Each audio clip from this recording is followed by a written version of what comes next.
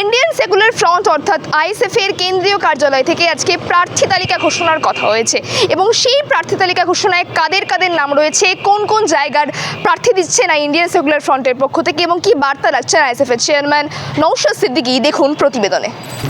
দীর্ঘ প্রায় 7 মাস ধরে আমরা পশ্চিমবাংলায় একটা বিজেপি এবং তৃণমূল বিরোধী একটা জোট তৈরি করার চেষ্টা করেছিলাম, যে জোটের মধ্যে জাতীয় কংগ্রেস থাকবে, আরও অন্যান্য সেকুলার ফোর্সগুলো থাকবে, এই চেষ্টা করেছিলাম, কিন্তু সবটা সম্পূর্ণ হয়ে উঠতে পারেনি। অবশেষে আমরা বামেদের সাথে বেশ কিছু সিটের আমরা সমঝোতা করেছি আলোচনার ভিত্তিতে। আমরা বেশ কিছু সিটে ঐক্যবদ্ধ মত হতে পেরেছি। আমরা বিজেপি এবং তৃণমূলকে পরাস্ত করার জন্য একদিকে বিজেপি সাম্প্রদায়িক শক্তি, অপরদিকে তৃণমূল কংগ্রেস দুর্নীতিগ্রস্ত, এই দুই দলকে আগামী বিধানসভা নির্বাচনে যাতে সহজেই পরাস্ত করতে পারি, সেই জন্য আমরা আমাদের সর্বোচ্চ ত্যাগ করেছি।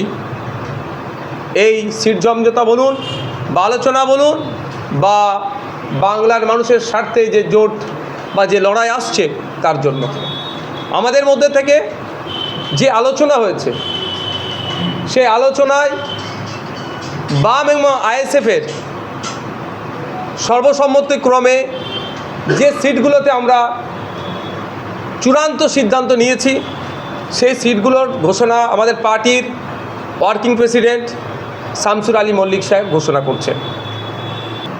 এখন আমরা যে বিধানসভাগুলোতে ঐকমত্যে পৌঁছে আইএসএফ প্রতিদ্বন্দ্বিতা করবে খামচিহ্নে আমাদের প্রত্যাশীরা, আমাদের প্রার্থীরা লড়াই করবেন, সেই বিধানসভা ক্ষেত্রগুলোর নাম বলছি। একেবারে উত্তরবঙ্গ থেকে শুরু করছি। মালদা জেলার 2টো বিধানসভা ক্ষেত্রে আমরা লড়াই করছি, প্রতিদ্বন্দ্বিতা করছি। 52 মোথাবাড়ি বিধানসভা এবং 53 সুজাপুর বিধানসভা কেন্দ্র। মুর্শিদাবাদ জেলার শামশেরগঞ্জ 56 নম্বর বিধানসভা কেন্দ্র, 58 নম্বর রঘুনাথগঞ্জ এবং 73 নম্বর হরিহরপাড়া। নদিয়া জেলার নাকাশিপাড়া বিধানসভা কেন্দ্র। উত্তর 24 পরগনা জেলার 101 অশোকনগর, 102 আমডাঙ্গা, 118 মধ্যমগ্রাম, 120 দেগঙ্গা, 121 হাড়োয়া, 122 মিনাখা এসসি, 124 বসিরহাট উত্তর, 127 বাদুড়িয়া, 128 বাসন্তী এসসি। এবার দক্ষিণ 24 পরগনা, বাদুড়িয়া পর্যন্ত উত্তর 24 পরগনা। এবার আমরা দক্ষিণ 24 পরগনা জেলার বিধানসভা ক্ষেত্রগুলোর নাম বলছি। 128 নম্বর বাসন্তী এসসি, 134 নম্বর কুলপি, 135 নম্বর মন্দিরবাজার এসসি, 138 নম্বর ক্যানিং পশ্চিম এসসি, 141 নম্বর ক্যানিং পূর্ব, 142 নম্বর মগরাহাট পশ্চিম, 148 নম্বর ভাঙড়। হাওড়া জেলার 2টো বিধানসভা ক্ষেত্রে আমরা প্রতিদ্বন্দ্বিতা করছি। 176 নম্বর উলুবেড়িয়া পূর্ব, 183 নম্বর জগৎবল্লভপুর। হুগলি জেলার 2টো বিধানসভা কেন্দ্রে আমরা প্রতিদ্বন্দ্বিতা করছি। 196 হরিপাল, 202 খানাকুল। পূর্ব মেদিনীপুর জেলার 208 মহিষাদল, পশ্চিম মেদিনীপুর জেলার 234 শালবনী, পশ্চিম বর্ধমান জেলার 283 বারাবণী, বীরভূম জেলার 286 বোলপুর। এই মোট 29টা কেন্দ্রে আমরা আলোচনার ভিত্তিতে ঐকমত্যে পৌঁছেছি এবং এই বিধানসভা কেন্দ্রগুলোতে আইএসএফ প্রার্থীরা খামচিহ্নে প্রতিদ্বন্দ্বিতা করবেন। এছাড়াও আমাদের সঙ্গে বামফ্রন্টের প্রতিনিধিদের নেতৃত্বের আলোচনা চলছিল এমন কয়েকটা আসন নিয়ে। আমরা দেখলাম যে কোনো কারণেই হোক, সেটা ভুলবশতও হতে পারে, পাঁশকুড়া পশ্চিম বিধানসভা, নন্দীগ্রাম বিধানসভা, ভগবানগোলা বিধানসভা এবং মুরারই বিধানসভা, এই 4টে বিধানসভাতে আমরা আলোচনা চালাচ্ছিলাম, কিন্তু ইতিমধ্যে বামেরা সেখানে প্রার্থী ঘোষণা করে দিয়েছেন।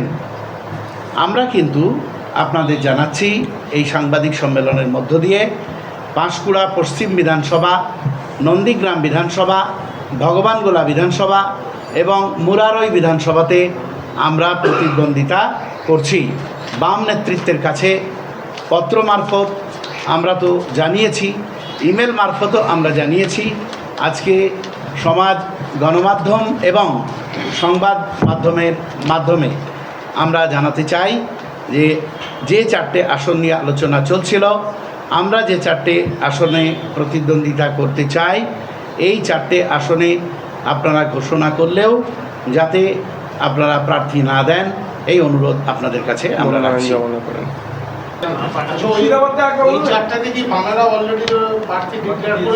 জি, আমাদের আলোচনা চলছিল, আলোচনা চূড়ান্ত না হওয়ার পূর্বেই ঘোষণা করেছেন।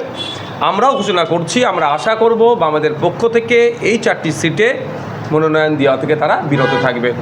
আমরা আপনাদের মাধ্যমে সাধারণ মানুষকেও একটু বার্তা দিতে চাই, গত নির্বাচন তথা 2021 নির্বাচনে আমরা সারা রাজ্যে যে সিটে কন্টেস্ট করেছি, এই 5 বছরে আমরা যথেষ্ট সাংগঠনিকভাবে শক্তিশালী হওয়ার পরেও অনেক ক্ষেত্রে বামেদের পক্ষ থেকে যে সিটগুলো চাওয়া হয়েছিল, আমরাও সেগুলো সেম ক্লেম করার পরেও আমরা সেখান থেকে পিছিয়ে এসেছি। বামেদের বা ঐক্যবদ্ধ স্বার্থে আমরা সেটাকে ছেড়েছি।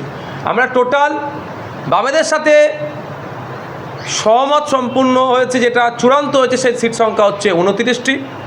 আর যে 4টে সিটের আমাদের ওয়ার্কিং প্রেসিডেন্ট ঘোষণা করলেন, পাঁশকুড়া পশ্চিম, নন্দীগ্রাম, ভগবানগোলা, মুরারই, এই 4টে সিট নিয়ে আমরা 33টা সিটে এই পর্যায়ে আমরা আজকে ঘোষণা করছি।